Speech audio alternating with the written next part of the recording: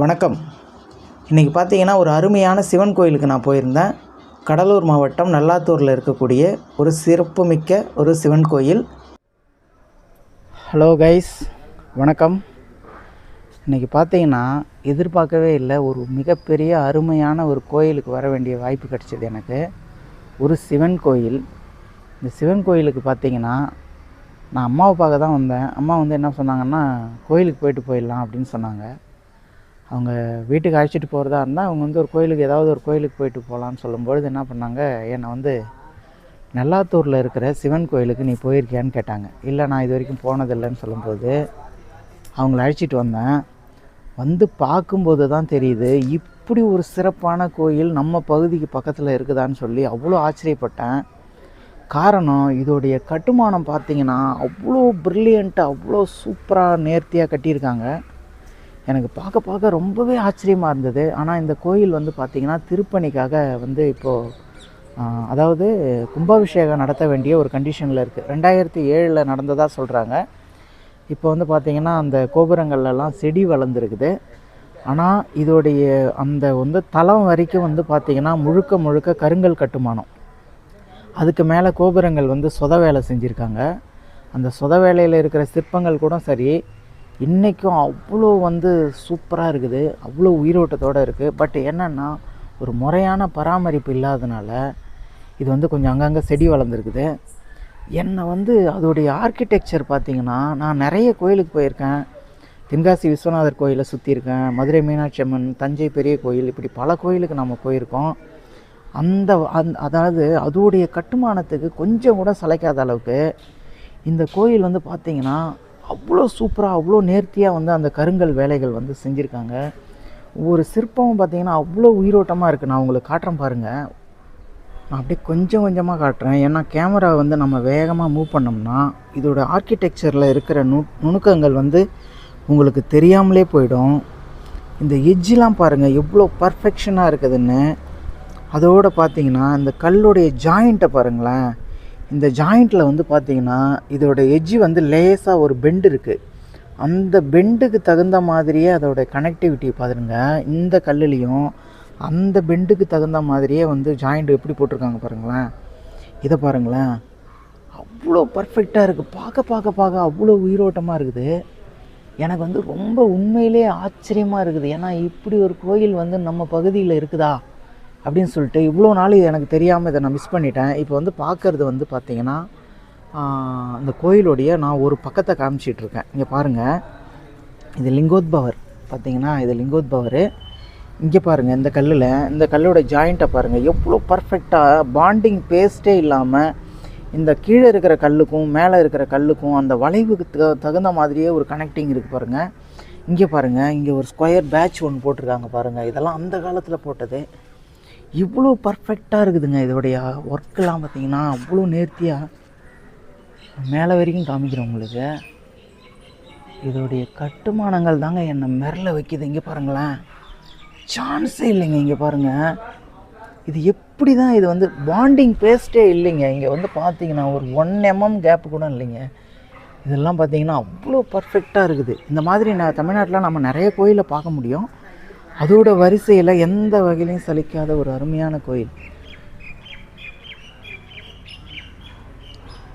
இந்த தளம் வரைக்கும் பார்த்திங்கன்னா உங்களுக்கு இந்த மாதிரி கருங்கல் கட்டுமானம் தான். அதுக்கு மேலே சொத வேலை செஞ்சுருக்காங்க. இவ்வளோ சிறப்பாக இருக்குது பாருங்களேன். ஒவ்வொரு சிற்பமும் பார்த்திங்கன்னா எந்த அளவுக்கு நம்மளை இங்கே வீடியோ எடுக்க அலோவ் பண்ணுவாங்கன்னு தெரில. இது இங்கே ஒரு கொடிமரம். இது ஆறுமுக சுப்பிரமணியர் கோயில். அந்த பக்கம் பார்த்திங்கன்னா விநாயகர், சுந்தர விநாயகர் கோயில். இது ஒரு மயில், முருகருக்கான வாகனம். நம்ம மூலவரெல்லாம் எடுக்க வேண்டாம், ஜஸ்ட் இந்த கோயிலோட கட்டுமானத்தை மட்டும் நம்ம எடுக்கலாம். இங்கே பாருங்கள்,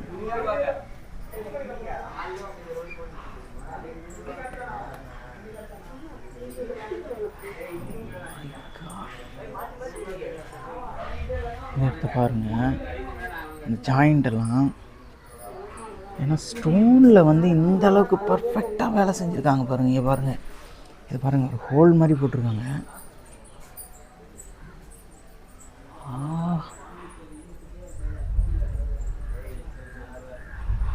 பாருங்களேன், ஒவ்வொரு ஜாயிண்ட்டையும் பாருங்களேன். எனக்கு உண்மையிலேயே வந்து ஆச்சரியமாக இருக்குது. இங்கே பாருங்கள், ஜிக்ஸாகாக இருக்குது இந்த ஜாயிண்ட்டு. எவ்வளோ நேர்த்தியாக இருக்குது பாருங்களேன். இன்றைக்கி வந்து மரத்தில் வந்து இந்த மாதிரி படி வைக்கிறது கூட அவ்வளோ கஷ்டங்க. இங்கே பாருங்கள், இந்த இடத்துல பாருங்கள். ஆனால் இதெல்லாம் வந்து இன்னமும் வந்து மேக்ஸிமம் வந்து டேமேஜ் ஆகாமல் ரொம்ப நல்ல நேர்த்தியாகவே வச்சுருக்காங்க. இங்கே பாருங்கள், இதை பாருங்களேன். இந்த மூலையில் பாருங்கள். வா, இங்கே பாருங்கள். நான் ஒரு முக்கியமான விஷயம் ஒன்று காட்டுறேன். இது ஒரு சாதாரண ஒரு அந்த கட்டுமானம் சுற்றுச்சுவர். இதில் பாருங்கள், ஒரே ஒரு உருவம் மட்டும் செதுக்கியிருக்காங்க பாருங்களேன். உங்களுக்கு நான் நல்லா க்ளோஸில் காட்டுறேன். இங்கே பாருங்கள்.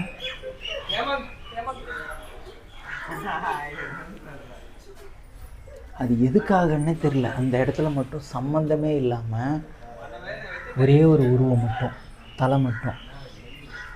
அது என்ன காரணத்துக்காக அங்கே இருக்குன்னு தெரில. உண்மையிலேயே சொல்கிறேன், இதோடைய கட்டுமானம் வந்து சான்ஸே இல்லைங்க. ரொம்ப ரொம்ப நேர்த்தியான நபர்களால் தான் அந்த கோயில் கட்டப்பட்டிருக்குன்றதுக்கு இதுவே ஒரு. இங்கே பாருங்கள், 2 பக்கமும் வந்து கிளி. இது வந்து அந்த கார்னர்.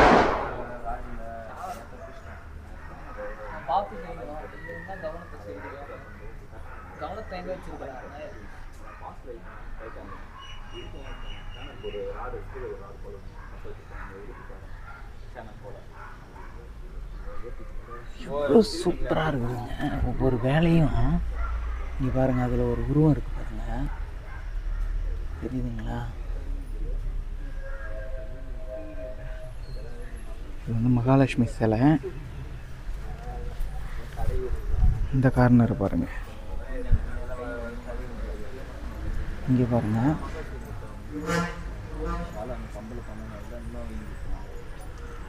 இங்கே பாருங்கள். இங்கே ஒரு யாழியோட உருவம் எவ்வளோ அழகாக இருக்குது பாருங்கள். இதோடைய ஸ்டோனில் செய்யப்பட்ட ஒரு கார்விங் இது. இதோட டெப்த்து பார்த்தீங்கன்னா இந்த ஃப்ளாட் சர்ஃபேஸ்லேருந்து ஒரு 12 mm மட்டும்தான் இருக்குது. ஒரு 1/2 inch மட்டும்தான் ப்ரொஜெக்ட் ஆகிருக்கு. இந்த 1/2 inch ப்ரொஜெக்ஷனில் இவ்வளோ நுணுக்கமான ஒரு டீட்டெயிலிங் இருக்குது. இதை பாருங்கள், அங்கே நம்ம பார்த்தோம் இல்லைங்களா, அதே மாதிரி இங்கேயும் ஒரு உருவம் எவ்வளோ அழகாக இருக்குது பாருங்கள்.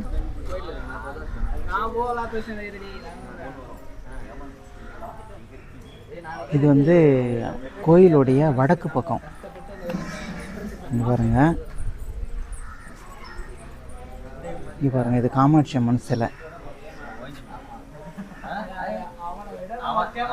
மை காட்,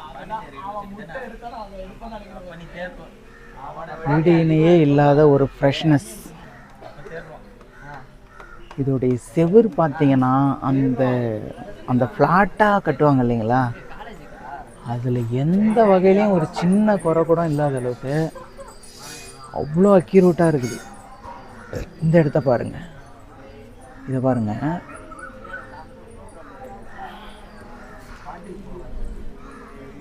ஆனால் எப்படி தான் வந்து தமிழர்களால் முடிஞ்சதுன்னே தெரில. நானும் எவ்வளோ கோயிலுக்கு போயிருக்கேன், அதுவும் நம்ம பகுதியில் இப்படி ஒரு கோயிலாம் பாருங்க.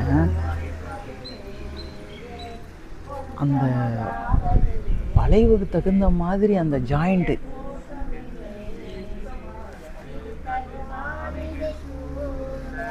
இங்கே பாருங்கள், இதில் இந்த பாறையோட வளைவை பாருங்களேன். இந்த பாறையோட இந்த பாறை கொஞ்சம் திக்னஸாக இருந்ததுனால அதுக்கு தகுந்த மாதிரி. இங்கே பாருங்கள், இது என்ன, இங்கே பாருங்கள், இது ஒரு நாகம் எப்படி பின்னிக்கிட்டு இருக்க மாதிரி இருக்குது பாருங்களேன்.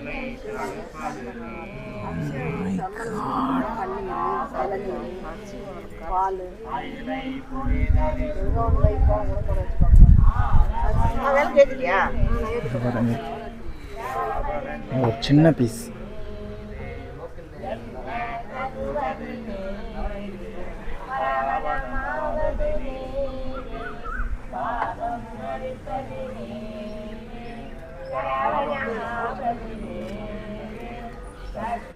இங்கே ஒரு நந்தி மண்டபம் இருக்குது. இந்த நந்தி மண்டபத்தை பாருங்கள், கீழே பேஸ்லேருந்தே ஸ்டோன் தான்.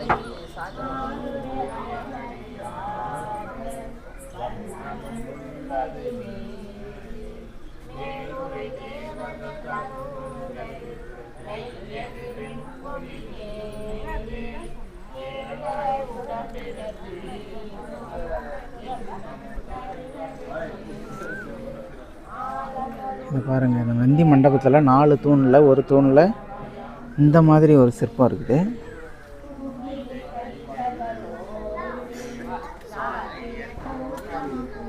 Oh my God.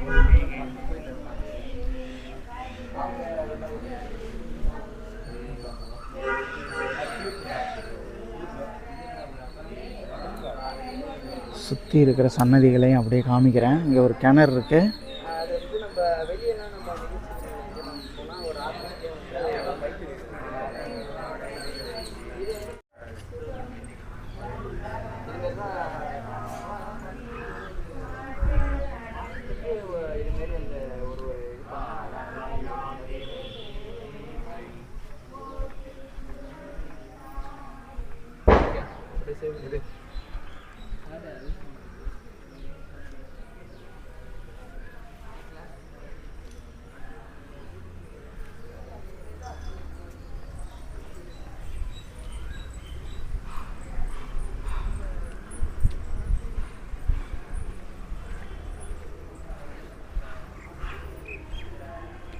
இந்த பகுதியை தான் நாம் ரொம்ப க்ளோஸாக கவர் பண்ணிட்டு போனோம்.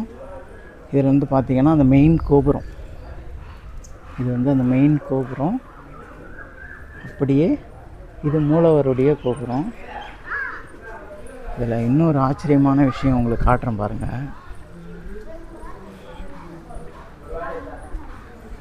இங்கே விநாயகருடைய சிலை இருக்குது.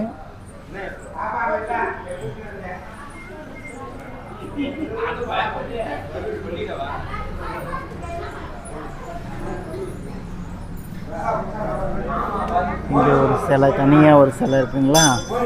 இங்கே பாருங்கள், ஒரு லிங்கத்தில் நாகம் சுற்றிக்கிட்டு இருக்க மாதிரி. இங்கே மேலே ஒரு சின்ன சிலை, இங்கே ஒரு முருகரோடது. இது பாருங்கள், இது என்னன்னு எனக்கு சொல்ல தெரியல. வாமா,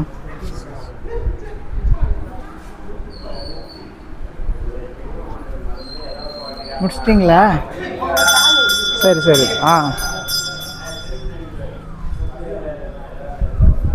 இங்கே வந்து இங்கே ஒரு சிலை இருக்குது. சில சிலைகள் வந்து மறைஞ்சிக்கிட்டு இருக்கு. பாருங்கள், இந்த தூண் ஃபுல்லாகவே ரொம்ப அழகான சிலைங்க.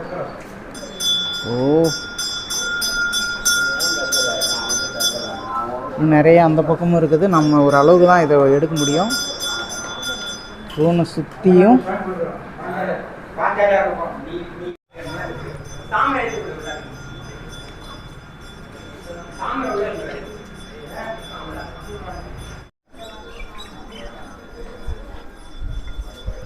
கோயிலை விட்டு அப்படியே வெளியில் வரேன். உங்களுக்கு அந்த கோபுரத்தையும் காட்டிடுறோம்.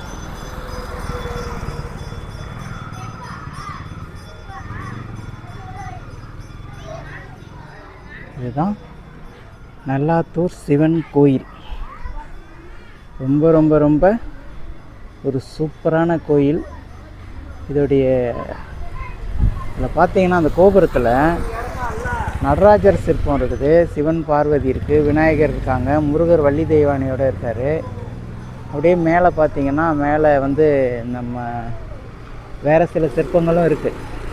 ஆனால் இது எல்லாமே பார்த்திங்கன்னா அவ்வளோ நேர்த்தியாக இருக்குது, அவ்வளோ உயிரோட்டமான சிலைகள். அதாவது இன்றைக்கி வந்து கொஞ்சம் தொழில் அனுபவம் இல்லாதவங்க சிலர் செய்கிற மாதிரி இல்லாமல் ரொம்ப ரொம்ப நேர்த்தியாக இருக்குது. பெயிண்டிங், அந்த கோபுரத்தை சுத்தப்படுத்திட்டு பெயிண்டிங் மட்டும் அழகாக கொடுத்தோம்னா ரொம்ப சூப்பராகிடும் இந்த கோயில். அதனால் விரைவிலேயே வந்து பார்த்திங்கன்னா இதுக்கு கும்பாபிஷேகம் நடக்க போகிறதா சொல்கிறாங்க. நீங்கள் வந்து யாராவது சிவபக்தர்கள், ஆன்மீக அன்பர்கள் இருந்தீங்கன்னா, ஒரு வேளை இந்த கோயிலை பற்றி பிரபலமான எல்லாருக்குமே தெரிஞ்சிருக்கும். ஒரு வேளை தெரியாமல் யாராவது இருந்தீங்கன்னா இந்த கோயிலுக்கு நிச்சயமாக நீங்கள் விசிட் பண்ணுங்கள். இது நல்லாத்தூரில் இருக்கக்கூடிய சிவன் கோயில், அதாவது கடலூர் மாவட்டத்தில் நல்லாத்தூரில் இருக்கக்கூடிய சிவன் கோயில். இந்த லொக்கேஷனை உங்களுக்கு வந்து நான் ஸ்க்ரீன்லேயே கொடுக்குறேன். அந்த ஸ்க்ரீனில் இருக்கிற ஸ்கேனரை நீங்கள் ஸ்கேன் பண்ணிங்கன்னா இந்த எக்ஸாக்ட் லொக்கேஷன் வந்து உங்களுக்கு கூகுள் மேப்பில் கிடைக்கும். வரணும்னு நினைக்கிறவங்க நீங்கள் தாராளமாக வரலாம். அவசியம் வந்து தரிசிக்க வேண்டிய ஒரு அற்புதமான கோயில், சிவன் கோயில் இது. அதே சமயத்தில் நாம் வந்து மிகவும் பாதுகாக்கப்பட வேண்டிய கோயில்கள்லேயும் ஒன்று. ஏன்னா இதோடைய கட்டுமானம், திரும்பவும் சொல்கிறேன், சான்ஸே இல்லை.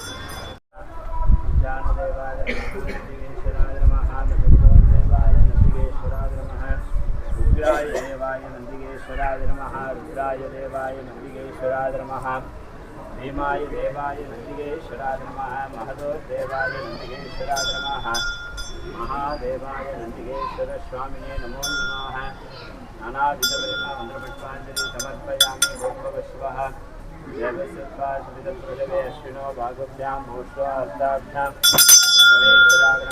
ओम शिवः श्री भगवान् सर्वं निवेदयामि। निवेदनां मध्ये आजन्ये समर्पयामि।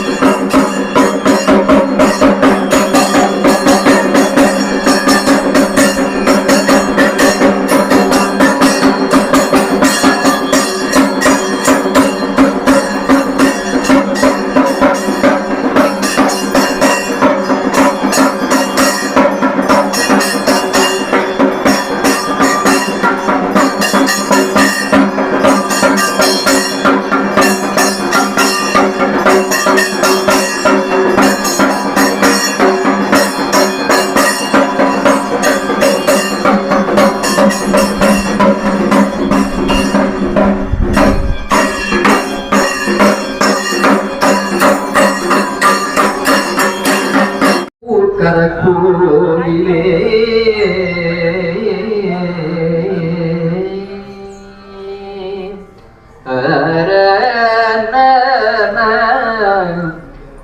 பொய்யானேன் அகம் நக புகுந்து அமுதூரும் புது மலர் கடலினை அடிபிரிந்தும்.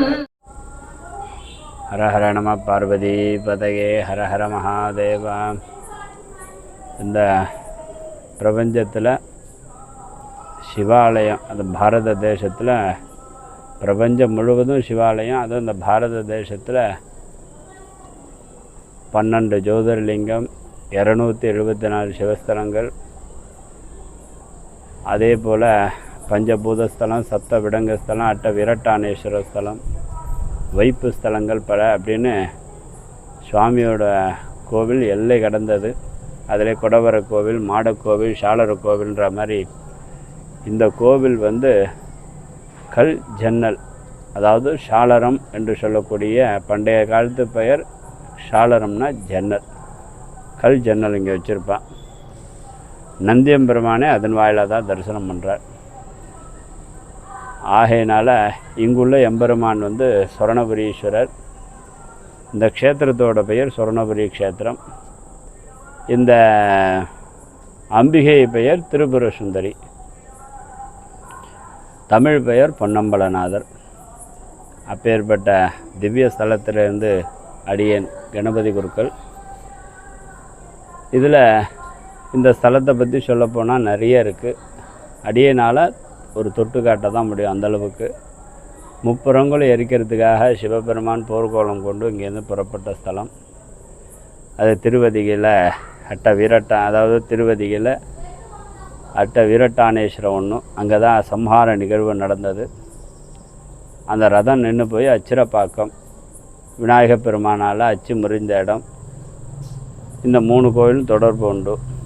ஆகையினால இங்கே எம்பெருமான் போர்க்கோலம் கொண்டதுனால வீரியம் ஜாஸ்தி. அதனால தான் இங்கே சாளர சக்கரம் எழுப்பப்பட்டு அவர் உக்ரமாக இருக்கக்கூடியவரை சாந்தப்படுத்துறதுக்காக அந்த 15 துவாரங்களை எழுப்பி 15 துவாரங்களையும் 15 நதி தேவலை கொண்டு ஆவாகனம் பண்ணி கீழே சர்பயந்திரத்தை ஸ்தாபிதம் பண்ணி சங்கு மகர்ஷி சாய்க்க மகர்ஷி அவர்கள் பூஜை பண்ணி பதஞ்சலி வியாக்கிரபாதர் பூஜை பண்ணி முதல்ல தேவர்கள்லாம் ஒன்று கூடின இடம் இந்த இடம்.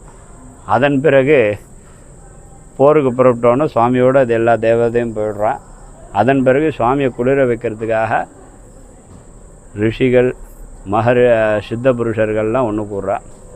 அதுக்கு அடையாளம் எப்படின்னா, கோயிலுடைய மின் துவாரத்தில் பார்த்தீங்கன்னா அணிலை செதுக்கி வச்சுருப்பா. அணில் ரூபத்தில் சித்த புருஷர்களும் கிளியும் செதுக்கி வச்சுருப்பா. கிளி ரூபத்தில் மகரிஷிகளும் இங்கே வழிபாடு செய்கிறதா ஐதீகம்.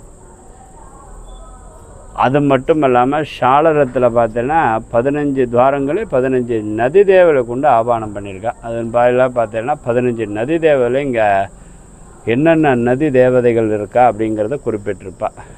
கங்கா, சிந்து, சரஸ்வதி, யமுனா, கோதாவரி, நர்மதா, கிருஷ்ணா, பீமரதி, பல்கு, சரயு, ஸ்ரீகண்டகி, கோமதி, காவேரி, கபிலா, விஹாகா, வினதா, வேத்ராவதி, ராஜா ஆகிய நதிகள்லாம் நிறைய இங்கே 15 நதிகளும் ஆவாகனம் பண்ணி பூஜை பண்ணியிருக்கா மகரிஷி. அதனால் இதன் வாயிலாக தரிசிக்கும் பொழுது கர்ம வினை வேரோடு அற்றுப்போகுது. அப்பர் சுவாமிகள் வைப்பு ஸ்தலமாக பாடற்பட்ட ஸ்தலம் எது, வைப்பு ஸ்தலமாக பாடிய ஸ்தலம் எது? பெரும்பற்ற புலியூர் எங்கே சிதம்பரத்துலேருந்து இங்கே பாடுறார். அது மட்டும் இல்லாமல் ஏற்கனவே எம்பெருமான் எத்தனையோ அந்த பதிகங்கள்லாம் சுவாமியை எடுத்துட்டார். அதில் சிலவற்றை தான் நம்ம கொடுத்துருக்கார். இங்கே அருகாமையில் திருஞான சம்பந்தரும் பாடியிருக்கார் திருகாமேஸ்வரர் கோவிலில். இங்கே வந்திருக்க வாய்ப்பு உண்டு. ஏன்னா அதெல்லாம் பழமை வாய்ந்த சிவாலயம். இதெல்லாம் கிட்டத்தட்ட 1600 வருஷங்கள் பழமை வாய்ந்த சிவாலயம். அது மட்டும் இல்லாமல் வெள்ளைக்காரன் ஆங்கிலேய கலெக்டர் பகோடாங்கிற கலெக்டர், சப் கலெக்டர், அவருடைய மகளுக்கு கண்பார்வை கொடுத்துருக்கார். அதனால் இங்கிலாந்துலேருந்து மணி கொடுத்து வெள்ளைக்காரன் அங்கே பெரிய பெல் மணி ஷிப்பில் வர வைக்கப்பட்டு சுவாமிக்கு காணிக்கையாக கொடுத்துருக்கார். அதையும் இங்கே பார்க்க முடியும். அது டெல்லி ரெக்கார்ட்ஸ் வரைக்கும் இருக்குது அந்த மணி. அதனால் நம்ம நிறைய சொல்லலாம் அந்த சுவாமியை பற்றி. சுருக்கமாக சொல்லலாம், இங்கே வந்தால் என்ன பலன் அப்படின்னா, சொரணம்னா தங்கம், புரிபவர்னா வழங்குபவர். சொர்ணபுரீஸ்வரர் நம்ம வழங்கினோம்னா இகபர சௌபாகியத்தை அருளக்கூடியவர். அது மட்டும் இல்லாமல் அல்ல குறையாத பண தரித்திரத்தை நீக்கி நமக்கு செல்வங்களை தரக்கூடியவர். அது மட்டும் இல்லாமல் பூதினாவே செல்வந்தான், விபூதினா இணையற்ற செல்வம். அப்பேற்பட்ட நிகழ்வை நகர்த்தக்கூடியவர். கடன் பிரச்சனை, வியாபாரம் ஒரு இடத்துல முடங்கிறது, வியாபார தொழில், இதெல்லாம் இவர்கிட்ட பரிகாரம் பண்ணி வழிபாடு செய்தால் என்னென்னா சிவ சஹஸ்ரநாம வழிபாடு செய்யணும். தேனும் மாதுளம்பழமும் இங்கே சுவாமிக்கு விசேஷம். அபிஷேகம் பண்ணி தட்சிணாயன புண்ணிய காலம் அதில் நம்ம அபிஷேகம் பண்ணி வழிபாடு செய்தோம்னா கடன் பிரச்சனை 100% நீக்கப்படும். அதே மாதிரி திருமண தடை, கைலாய காட்சி இங்கே பார்க்கலாம் சொக்கட்டா மண்டபத்தில். அதில் மேலே பார்த்தீங்கன்னா தாமரை, அதுக்கு கீழேயும் தாமரை வரைஞ்சிருப்பாள். எதுக்குன்னா அந்த அடையாளம். சுவாமி அந்த இடத்துல இருந்து தரிசனம் பண்ணேன்னா சுவாமி அம்பாலும் அப்படி ஒன்று சேர்ந்து கைலாய காட்சி பார்த்துடலாம் அப்படிங்கிறத ஐதீகம். அதனால் இங்கே கடன் பிரச்சனை, திருமண தடை, முக்கியமாக வியாபாரம் முடக்குங்கிறது, அதே மாதிரி முடக்கு தோஷங்கள் இதெல்லாம் நிவர்த்தி பண்ணக்கூடிய ஸ்தலம். வழிபாடு செய்து அனைத்து அன்பர்களும் பயன்படுவீர்கள் என்று சொல்லி அனைத்து அன்பர்கள், இந்த வீடியோ பார்க்கக்கூடிய அனைத்து அன்பர்களுக்கும் சிவபுண்ணியம் கிடைத்து சகல சௌபாகியமும் பெற்று பெருவாழ்வு வாழ்வீர்கள் என்று சொல்லி இதோடு பூர்த்தி பண்ணுகிறோம். ஹரஹர நம பார்வதி பதகே, ஹரஹர மகாதேவா.